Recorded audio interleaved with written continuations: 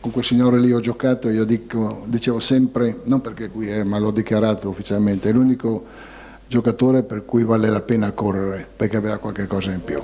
Così Fabio Capello, allenatore della Roma, campioni d'Italia nel 2001, presenta Gianni Rivera, il primo calciatore italiano a vincere il Pallone d'Oro.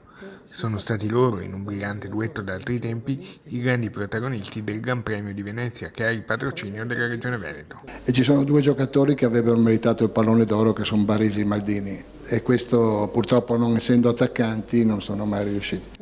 Poi la palla passa a Gianni Rivera, che la trasforma subito in gol ricordando il padre. Lui, quando ha deciso di lavorare, piuttosto che fare il contadino, ha preferito fare un lavoro più leggero, il fabbro. Pensate un po' che cosa voleva dire allora. È andato a lavorare in ferrovia e visto che lui non ha potuto giocare a calcio, mi ha indirizzato per il calcio. Tra i premiati anche il procuratore sportivo Alessandro Moggi e il padre Luciano.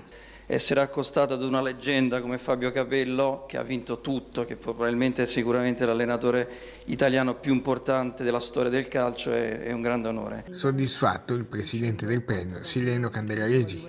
Luciano Moggi amica la platea ricordando il suo passato e si toglie pure qualche sassolino dalle scarpe. Quando invece ho sentito l'inno di Mameli, devo dirti che mi è venuto in mente proprio il 2006, quando la nazionale italiana di calcio ha vinto il titolo mondiale, e quella nazionale era formata da tanti giocatori juventini.